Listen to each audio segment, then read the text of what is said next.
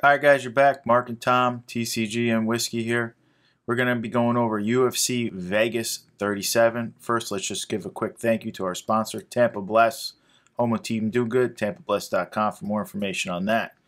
Let's get right into it. We're going to go to the main event. We got the light heavyweight bout coming up. We got Anthony Smith. He's ranked higher than I thought. He's ranked number 6. He's 35-16. He's a minus 170 betting favorite. 33 years old. He's on a 2-fight win streak, beating Jimmy Crute and Devin Clark, who we'll see later on this event. That was a big upset to me, him beating Crute, but then he's going up against Ryan SuperMan Spann, who's ranked number 11. He's 19-6 plus 150 underdog. He's only 30 years old. He's won 9 out of his last 10 with his solo loss being to Johnny Walker.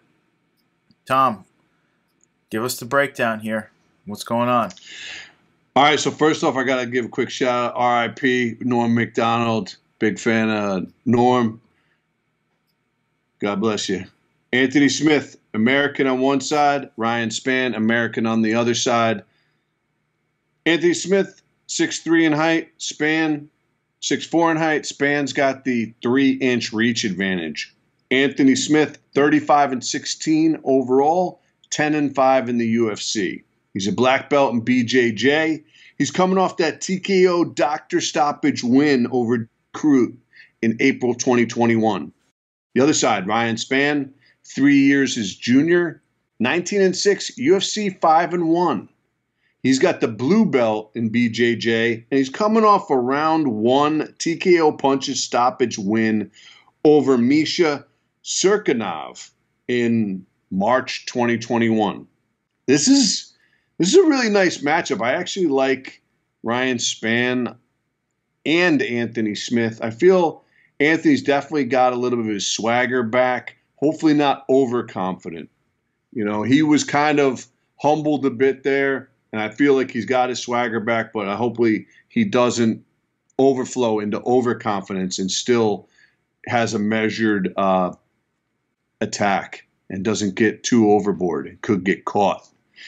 I'm thinking here, I'm going to go with Smith, though, by rear naked choke round 4. Okay. All right. Smith round 4. Well, I'm going to tell you, Smith has fooled me before. He fools me many times. Whichever way I take him, he seems to go the opposite way. The one thing I'm going to say about Smith, he normally wins when he's supposed to win. When he's the favorite, he normally takes it home. I think he has the experience. As you mentioned, he's black belt in BJJ. I think those are his keys to victory. Spann, most likely, is the bigger guy in there, probably the stronger guy in there. But I think Smith has more skill sets all around. I see him weathering the storm because I see Spann has that knockout power for sure. And I think he gets it to the ground. It's not a super high takedown defense for Ryan Spann. And that's where I see the problem. I'm actually going to go early with a probably late second round finish for Anthony Smith on the ground. That's how I see it. I see him getting to the ground, tiring out Spann in the first round. I don't think we go deep, but you never know.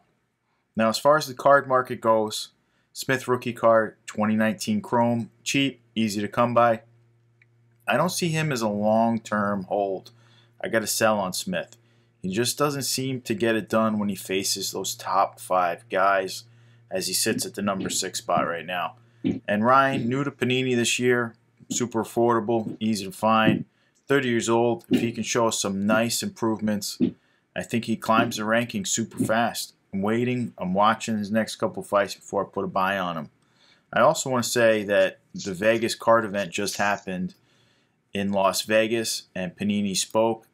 And Panini, since they're losing their contracts in the near future for baseball and basketball, or basketball and football, they spoke very clearly that they plan on putting some big money into improving the UFC cards. I just want to throw that out there. The hobby is about to really take off because Panini's going to put their money and their workers into UFC because that's the one contract they know they're not losing. All right, and then my quick little stint right there. Let's move it right along. We got the light heavyweight bout again. I love this guy. Ian Cutelaba, the Hulk, 15-6-1 with 1 no contest. He's a minus 145 favorite. He's only 27 years old. His last fight was a draw to Jacoby, and before that he has 2 losses to Magomed Ankalaev, who's an absolute stud. Look out for that guy. He's going up against Devin Clark, 12-5, plus 125 dog. He's only 31 years old, and his last fight was a loss to LionHeart. So Devin Clark has been in there with a lot of guys himself. Tom, how do you see this one playing out? The Hulk or the Brown Bear? I mean, we got some nice nicknames for these guys. All right, Ian Kutalaba, the Moldovan, on one side. 6'1" in height. Devin Clark, the American, on the other, 6 even in height. Ian Kutalaba, 15-6-1 overall with 1 no contest. UFC actually has a losing record, 4-5-1. He's coming off a draw with Dustin Jacoby in May 2021. The other side, Devin Clark, 12-5 overall. UFC, 6-5. He's coming off a loss to Anthony Smith in November. He also has a loss to Ryan Spann as well. Right. So he has a loss to both guys in the main event. I believe he has a loss to Smith. Jan as well. There he is. Oh, there you go. There you go. Nice. Clark's got that NJCAA wrestling background. I also noticed one thing I kind of liked, although it is a little bit political for some people, but I just think it's a props to Devin Clark. I noticed on some of the, when I was doing a little research on him, that he's very involved in defending those with Down syndrome and to save them from abortion. So I got to give him some props on that. My pick, I'm going to go with, although he's the underdog, I'm going to go with Clark here. Interestingly enough, he hasn't fought since November 2020, so he's like almost out for a complete year now, very close to it, 11 months. He's susceptible to being submitted, though, Clark, if you look at his record. Right. The thing, though, is Ian isn't known for submissions. None. So I'm going to go with Clark by decision here. Okay. I mean, I see this one as super close. Clark has the good wrestling skills. He has a solid chin. The 2 things needed to beat Kutalaba, really, as you just mentioned. If you go back and watch Clark versus Alonzo Menafield, that's a good matchup to kind of get the gauge, and you'll see what I mean. Menafield has one-shot knockout power as much as any guy in that division, and he ate them. He walked forward, he wrestled, he tired him out. That being said, I think the Hulk knows that he needs to pace himself. He knows he needs a win. He's seen what happens when he goes out guns blazing, tires out, and these guys are getting the best of him. He needs that win. I'm going with Kutalaba. I think he comes out, and I think he just has too much power for Devin Clark to handle. I'm going KO in the first round by Kutalaba. I think he does it, but I do see Devin Clark's road to victory. Same road he followed versus Menafield, but his face was brutal at the end of that fight. I'm just saying. Now, Kutalaba has a 2019 Chrome rookie card. Guy's fun. He's exciting to watch. Super young. I think we got time on him, though. He has to slow down, calm down in the ring. We got to see him notch a few victories first because he's been on this skid. I'm also waiting and watching before I can place any kind of buy rating on Kutalaba right now. As far as your PC, yeah, Kutalaba is awesome. Now, Clark's rookie card printed in 2019 museum. Very hard to find, not easy to find, but that's no reason to go out and buy them unless you're just looking to complete the set. We just haven't seen enough from Clark. I got to sell on him at the moment. All right, let's break down the next one here. We got a lightweight bout. I mean, I'm not going to butcher this guy's name, Arman Tuskian. He's ranked 14 right now. He's 16-2. He's a minus 800 favorite. Massive favorite. He's only 24 years old with that kind of line next to him. It's a little scary, to be honest. His last loss, though, was to Islam Makhachev, but he's on a 3-fight win streak at the moment. He's going up against Christo Giagos, who's 19-8, plus 550. He's 31 years old. He's on a 2-fight win streak. Tom, This is a hard one to go against that kind of number. Vegas rarely gets it that wrong, but what do you see happening here? Yeah, we got Arman on one side, the Georgian, only 24 years old, as you mentioned. He's 5'6" in height. He's got the 1-inch reach advantage over Christos Giagos on the other side, the American, who's 5'8" in height. Arman 16-2 overall. UFC, he's 3-1. He's coming off a decision win over Matt Frivola in January 2021. Christos on the other side, 19-8. UFC 4-2. He's coming off a Bravo choke win over Sean Sariano in May 2021. I think it's going to go to the distance here. I think it's not going to. I don't know if Vegas put the odds so heavy thinking a decision, because that's where I'm leaning. I'm leaning Arman by decision. I'm leaning exactly the same way. I don't want to say this is an easy one, but Christos has poor takedown defense. Take a look at his numbers. I see this as an easy grind for Arman. Since entering the UFC, he has had all decisions. I think he has 5 KOs, 5 submissions, 6 decisions career. And in the UFC, all decisions. And I see it going that way again. Lots of work. And I see him going for takedown after takedown, grinding out the win. Christos has 1 finish since entering the UFC. He's also a decision machine. We talk about it all the time. The caliber goes up, and these guys don't get the finishes like they used to. And I agree. Oh, yeah. I see we grind this out. I like the over in here. And I like Arman to keep rolling. Minus 800 favorites. A huge nut, though. I'd be a little scared of that one. Now, I'm going to say I did check the checklist to see these guys, if they were recently printed in the rated rookie retro set that Panini just released. They're not, but I highly recommend you pick up this set while it's still available. I think it's only available for 5 more days. And we'll have time for both of these men, though, to see how they compete in the UFC. See if they can start changing those decisions to some real wins. That's when Dana starts pumping you into the next level. All right, but let's move it right on. We got a bantamweight bout. We're going to go over Nate Madness, who's 13-1, plus 175. He's 30 years old.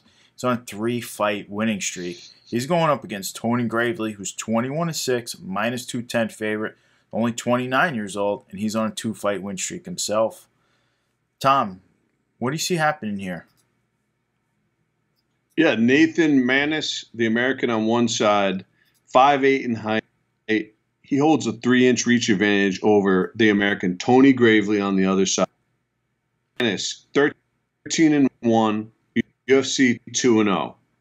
Off a rear naked choke win over Luke Sanders in November 2020. So it's been almost a year for him as well since his last fight. Tony Gravely on the other side, 21-6, UFC 2-1. He's training out of American Top Team, worth noting.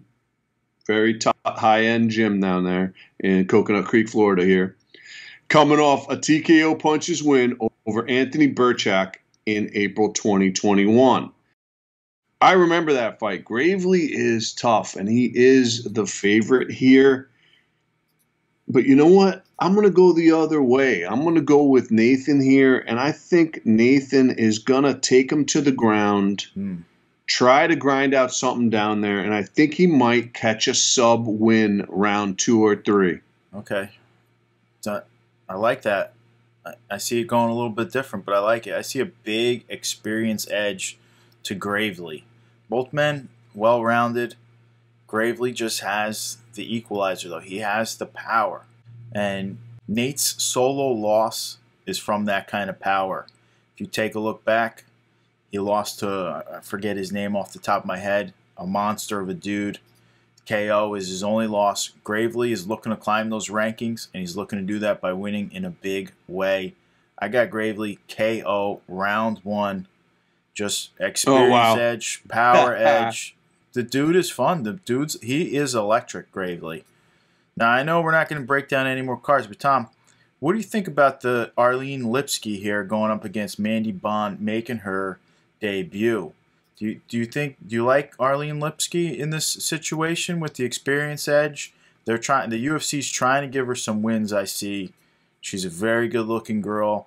They like to pump the girls who have the Instagram and the Twitter feeds and everything like that. And she's the queen of violence. What better nickname is that in sports? Who do you got winning this one? That's all. Do you think we see a big upset here? She's 7-0, Mandy Bohm, and Arlene Lipsky's 13-7. But this is Mandy Bohm's first real test. She's going into a different league here. I mean, look, Lipsky, I was real high on Lipsky there for a little bit, but Lipsky has definitely proven that Lipsky's beatable. She is beatable. Who am I rooting for and who am I going to be pulling for? I'm pulling for Lipsky. I like her style. She's tough. She hasn't always won, but I'm rooting for her in the long run to learn from those things, to make the adjustments, and to continue to progress and become more of a factor in her weight class. Yeah, she has a lot of skills. I think she definitely progresses quickly. I think she gets a lot better. She's young. Like I said, the UFC wants to promote her. They want her. She's got fire in her too. Like she's got a fire in her that I like. Right, Queen of Violence. You don't get that name for no reason. It wasn't just looks at that point. For me, it wasn't just looks. It was she got the respect from me because I saw that fire in her heart. And I know that sometimes that can be kind of, the fire might not burn as bright after some losses and some struggles. But sometimes in the end, if you can work through those, your fire could burn brighter than it did before them. So I'm hoping that for Lipsky. I like that. All right, one other quick question, though. We got Conor McGregor going after Machine Gun Kelly. I mean, this is off topic, guys. We're not going. What is going on with Conor throwing his whiskey at Machine Gun Kelly at the VMAs? The guy is the ultimate promoter for the UFC. If you don't love him, show some respect. He brings eyes to the bring eyes to the sport, though. Listen, I'm not the biggest McGregor fan. We all know that, but man, he brings eyes to the sport.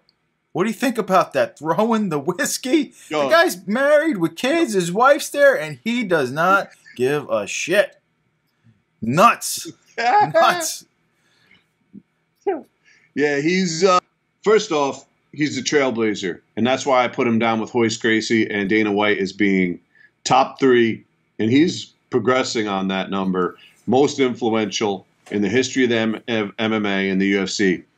He was announcing at the VMAs the Artist of the Year, which ended up being his boy, Bieber, who he went to Bieber's concert not long ago, and they're actually friends. And he had been quoted as saying, this is paraphrasing, but basically like the struggles and the things that Bieber deals with, he doesn't have many people in the world that could relate with him because he has that type of success and the type of pitfalls that come with them and the ups and downs and the roller coaster, and they get along. And Conor has an admiration for Bieber, as funny as that sounds to many people. He does. But the fact that he's an MMA fighter announcing Artist of the Year at the VMAs is incredible. Like, who would have thought that's going to happen? The rest of these guys got to be watching that going, yo, that's my next thing. Like, a lot of them got into their own alcohol brand after Conor did it. And now they're probably like, oh, I got to be announcing at one of these awards. And I don't blame him. He just trails. As far as the red carpet scene, you got to call a little bit of a party foul there because, hey, you're wasting the proper 12. You can't be wasting the proper 12, my man. He is crazy. He is crazy. I want to take us off Conor McGregor. We got another superstar matchup coming up. I don't know if you've had a chance to take a look. Yoel Romero is making his debut in Bellator. He's fighting in the 18th. The guy is 44. The guy might be in the best shape of any fighter we've ever seen at 44 years old. He had a little bit of a losing streak there in the UFC, but the top of the top of the top. And I watched those, and I actually thought he beat Costa. Adesanya was a boring fight. Whitaker was the only guy who Whitaker was the only guy who really brought it to him. He's going up against Phil Davis. I mean, Phil Davis is no newcomer himself. The guy's been around forever. I believe Phil Davis was in the UFC for a long time himself. No, that Costa fight was a straight Yeah, brawl. it was a brawl, but I thought I would have given the nod to Yoel. But Phil that Davis, was close. I don't. Both fighters get props on that one. That was a brawl. I mean, Phil Davis is 36. I mean, he fought how many fights in the UFC? 1, 2, 3, 4, 5, 6. He was in the UFC for a very long time. Guy's also a stud in his own right. Have you had a chance to take a look at this one? This looks unbelievable to see Yoel come back. I believe Yoel is one of the best fighters that's never going to get a title. He's going to be not remembered as well as he should have for his age and everything like that. The guy's a freak wrestler, Olympic wrestler. What do you get? I don't know if he got gold or silver. Just unbelievable guy. Well, this is high-end wrestling versus high-end wrestling. Phil Davis was Penn State. Phil Davis has some pretty good pedigree in wrestling as well. Yoel is 44, though. Nearly as high as Yoel, but when it comes to wrestling. Yoel. And he's got that lanky build, which can be to an advantage in wrestling. Will this turn into a wrestling bout? I wish it would, because no way. Noel never wrestles. Noel does not he's wrestle. Capable of it. He does not. Yoel does not wrestle. He might be the best wrestler in there. He doesn't wrestle. Right, and I don't get it. It's almost like what DC wasn't going to the takedown. It's like, dude, what are you doing? You know? I think that's going to be really – I think Phil kind of is closer to being a true light heavyweight than Yoel is. I don't know if they're fighting at light heavyweight or what weight they're fighting at. What are they fighting at? Do you know? I believe they're going to fight at middleweight. Oh, are they? Okay. Because wasn't Phil up at light heavyweight there for a bit? Yeah, he is at light heavyweight. Okay. But I don't think – Okay. I was just curious about that. Because his frame just take a look. Seems like do they have? If light heavyweight kind of doesn't weigh on him too heavily. Well, I think he just fits a middleweight a little bit easier. He does, but he never made weight either. He never made weight. Yoel always struggled on that scale. Let me take a look if they have it. September 18th. No, but I like Yoel. I'm looking forward I'll actually tune in for that one. I don't cross over to Bellator too often, but I'll tune into that one. There's light heavyweight. Personally, I think that favors Phil Davis. But who would I pick on this? I mean, I like Phil. He's so soft-spoken, but I'm leaning toward Yoel. Yeah. We'll see you very soon. Thanks for joining us. Thank you, Margie.